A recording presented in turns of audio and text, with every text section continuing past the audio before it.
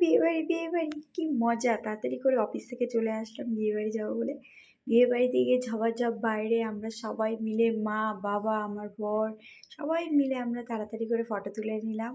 তাড়াতাড়ি করে ভেতরেও ঢুকতে হয়নি। আগেই বাইরের ছবিটা তুলে নিলাম।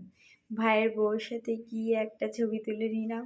লাস্টে আসলো বোন। তাড়াতাড়ি করে ওখানে সাজিয়ে বোনের সাথে তারপর ছবি তুলে বৌদিদের সাথে ছবি তুলে তারপর আমরা সব খাবার খেতে বসে যাব একটু পরেই। মেয়ে বলল একটু রিলস করবো, মা একটু তুলে দাও, তুলে দিলাম ভিডিও। তারপর আমরা খেতে বসে গেলাম। কি মজা! কোনো দিনও পদ্ম পাতায় আমি খাইনি, বিশ্বাস করো। আমি এই প্রথম পদ্ম পাতায় খেলাম। পদ্ম পাতায় খেয়ে আমার খুব ভালো লাগছিলো, ঠিক কচু পাতার মতন যেমন জলটা পদ্ম পাতায় আসলে টলটল করে সেরকম। তাড়াতাড়ি করে ধুলাম তো, মানে ধোয়াই ছিল, জাস্ট ওটা ধোয়া মাত্র। ওটা একটা মায়ের ছবি তুলতে গিয়ে তাকিয়ে আছে, বোনও সেরকম।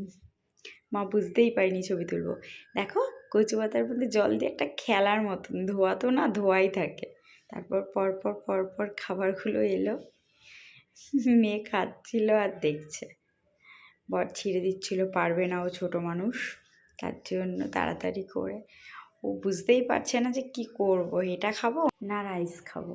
তারপর তাড়াতাড়ি করে এটাই খেয়ে নিল। খেয়ে আবার বলছে খুব ভালো লাগছে মাম্মা।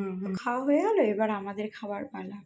তাড়াতাড়ি করে খাবারটা খেয়ে নেব, কারণ হচ্ছে এমনিতেই তো ডিউটি থেকে এসেছি, তার মধ্যে অনেকটা রাত হয়ে গেলে বাড়ি বাড়ি যেতেও লেট হয়ে যাবে। তার জন্য তাড়াতাড়ি করে খেয়ে নিচ্ছি যাব বলে। খেয়ে দিয়ে আবার একটু বোনদের সাথে কোল্ড ড্রিঙ্কস, একটু আইসক্রিম খেতে বাইরে রেস্ট নিতে বসে গেলাম, কারণ গাড়িটা বুকিং করে দিয়েছি। গাড়িটা চলে আসলেই তারপর বেরিয়ে যাব।